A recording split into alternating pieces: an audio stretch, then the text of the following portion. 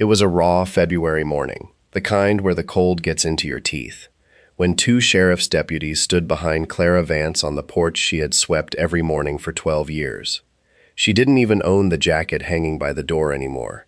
Weeks earlier, her husband, David, had quietly restructured the landscaping business he'd built with her, folding the house and the equipment into it, and naming his new partner as co-owner, and Clara had found out the same way the rest of the county did, when the locks stopped working. She stood in the driveway with a duffel bag and a cardboard box of kitchen utensils, watching her breath fog in the cold, and she didn't cry. She had already done that in the car, twice, and she was done. 3 days later, with exactly $10 folded in her jeans pocket, Clara bought 4 acres of steep, sun-cracked limestone that the county called Devil's Tooth. It was a hill nobody wanted, a jagged spine of gray rock jutting out of dry brush, the kind of land ranchers pointed at and laughed about over coffee. Her ex-husband heard about the purchase within a day. He told his buddies at the feed store that his ex-wife had officially lost her mind, throwing away her last $10 on a pile of rocks that couldn't grow a weed, let alone a crop. 5 months later, in July, a pair of refrigerated delivery vans idled at the bottom of that same hill, engines humming in the dawn light, drivers waiting their turn because there wasn't enough product to go around. Chefs from 3 counties over were calling ahead just to get on the list. Nobody was laughing anymore. If you believe that every setback is just preparation for a comeback, hit that subscribe button right now to join our community. Join our community for weekly stories of resilience, hidden knowledge, and forgotten land wisdom. Drop a comment below and let us know. What city, state, or country are you watching from today? For 12 years, Clara had been the quiet engine behind her husband's landscaping company. She was the one who calculated soil volumes for retaining walls, who tracked microclimates across job sites to know which plants would survive a client's shaded north lawn, who kept the delivery schedules running so trucks weren't idling and burning diesel for nothing. None of that labor had her name on a single document. By the time the divorce proceedings began, nearly everything of value, the house, the trucks, the client contracts, was already tied up inside the business David co-owned with someone else, and Clara's lawyer told her flatly that fighting for a share of it could take years, and money she didn't have. She walked out of that first meeting with a folder of paperwork and almost nothing else. She spent 2 nights sleeping in the back seat of her car in a diner parking lot on the edge of town, not because she had nowhere else to go, but because she needed the stillness. She needed 2 days without anyone's voice in her ear, telling her what she should feel. On the 3rd morning, she drank black coffee at the counter, left a $1 tip from her last 20, and drove out toward the county line with no real plan. That's where she saw the sign, hand-painted on a warped plywood board nailed to a fence post. 4 acres, $10 or best offer. Behind it rose the hill everyone called Devil's Tooth, all broken limestone teeth and thin, sunburned brush. She parked and walked up a gravel path to a small cabin at the base of the slope, where she met Arthur Pendleton, 82 years old, a retired geologist with hands like dry leather and eyes that seemed to measure her the way he probably once measured rock strata. Arthur didn't ask why a woman with a duffel bag and no wedding ring wanted a worthless hill. He just handed her a folded deed and took her $10 bill without counting it. Before she signed anything, he set one condition, spoken slowly and deliberately. Don't dig up or blast the limestone rocks on the southern slope. Whatever you do to this land, leave those stones exactly where they sit. Clara had no plans to dig up anything. She just wanted a place that was hers. She moved onto the property with almost nothing: a cheap spiral notebook, a shovel with a cracked handle, and a stack of wooden pallets she pulled from behind a hardware store dumpster. She slept in the old tool shed on the property, on a cot she found half buried under a tarp, and she spent her first weeks simply walking the hill, notebook in hand, watching how the light moved and where the shadows pooled in the mornings. What she started to notice surprised her. The exposed limestone outcroppings on the southern slope stayed warm long after sunset, radiating stored heat back into the air around them, like slow-burning stones pulled from a fire. This was thermal mass at work, rock absorbing solar energy through the day and releasing it gradually through the night, creating a narrow band of warmth that could protect tender root systems from cold snaps that would kill the same plants growing in open flatland soil just a few hundred yards away.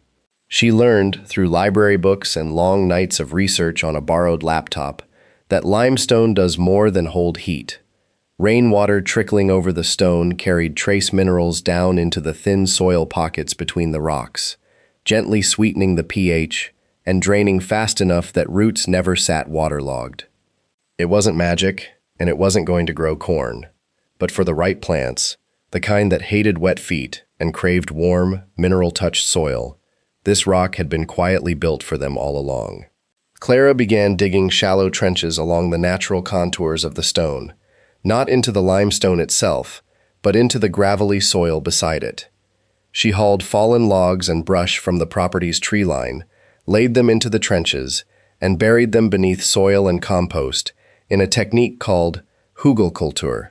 As the wood slowly decomposed underground, it would act like a sponge, soaking up rainfall and holding it deep in the earth, releasing moisture to plant roots gradually during dry stretches, instead of letting water run off the steep grade and disappear.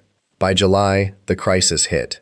A brutal heat wave settled over the region for 11 straight days, temperatures cresting past 105 degrees in the afternoons. Neighboring flatland farms spent thousands of dollars running diesel pumps around the clock just to keep irrigation lines wet, and even then, their corn and soybean leaves curled and browned under the relentless sun. Clara watched dust rise off her neighbor's fields from her own ridgeline, and for the first time since buying the hill, real doubt crept in. That's when she felt it, a cold draft, unmistakable and strange, blowing out from a narrow crevice between two limestone slabs on the upper ridge. She pressed her hand into the gap, startled by how cold it was against the heat baking her skin everywhere else, and grabbed the cheap meat thermometer from the tool shed just to check herself. 54 degrees, steady, like the crevice was breathing. Curious, she spent 2 days clearing away decades of leaf litter, brush, and loose rock from the opening, and what she uncovered stopped her cold.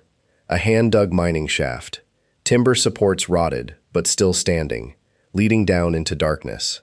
She called Arthur, who walked up the hill slower than she'd ever seen him move, and stood at the shaft entrance with an expression somewhere between grief and relief. His grandfather had dug that shaft in the 1920s, chasing a vein of ore that never paid out, and had instead broken into a perched limestone aquifer, a pocket of groundwater trapped above the deeper water table by dense rock layers. Arthur's family had kept the secret for a century, and the one rule he'd given Clara suddenly made perfect sense. Blasting or heavy digging on that southern slope would have collapsed the fragile cave roof, sealing off the spring forever. Before she trusted a drop of it to her crops, Clara filled 2 jars and drove them to the county agricultural extension office. The results came back a week later, clean, mineral-rich, perfectly safe for irrigation. With the water tested and the hugelkultur beds already threading moisture through the soil, Clara planted French tarragon, winter savory, and English lavender straight into the rocky, well-drained ground the limestone had shaped, crops that thrived on lean soil and hated wet roots.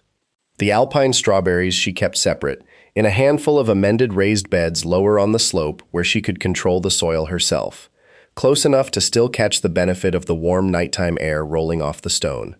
Because the spring surfaced above most of her beds, she ran a simple length of pipe down into a storage tank and let gravity do most of the work, cutting her pumping down to almost nothing. She loaded a cooler with samples and drove 2 hours to the city, walking into the back doors of a couple of the most respected farm-to-table restaurants in the region, with nothing but a notebook and produce that still had rock dust on the stems. The head chef at the first restaurant tasted the tarragon, went quiet for a moment, and then asked to buy everything she had. Word spread fast through the tight circle of chefs who obsess over flavor intensity, and within a couple of months, Clara had 2 restaurant accounts and a growing list of FarmBox subscribers picking up boxes at her gate every week. More demand than 4 acres could comfortably keep up with. David showed up in his pickup truck on a Sunday morning, dust rising behind his tires, wearing the same confident grin he used to close landscaping contracts. He climbed out and looked at the terraced hillside, the rows of lavender catching the morning light, and offered to bring in bulldozers, level the rock formations, and become business partners again, splitting profits 50-50. Clara stood on her porch, arms crossed, and looked at him with a calm she hadn't felt in years. "You look at this hill and only see something to break and destroy," she said. "You treated me the same way. The answer is no." He didn't argue, he just got back in his truck and drove away, and she never heard from him again. Arthur passed away peacefully the following spring, in his sleep, in the same small cabin at the base of the hill. He left Clara the cabin and the surrounding acre in his will, along with a short handwritten note tucked into an old geology textbook. "The land speaks to those who take the time to listen." Clara framed the note and hung it above her kitchen window, where she could see it every morning while the coffee brewed. Now, most evenings, Clara climbs to the highest terrace on Devil's Tooth and sits on a flat limestone slab still warm from the day's sun, watching the light fade orange over the rows of lavender and strawberries below. She thinks about how close she came to believing the hill, and her own life, was simply worthless rock. Real strength, she's come to understand, was never about fighting the terrain or blasting through whatever obstacle life handed her. It was about learning to read the ground beneath her feet, understanding what it already had to offer, and building something lasting on top of the solid rock she was given.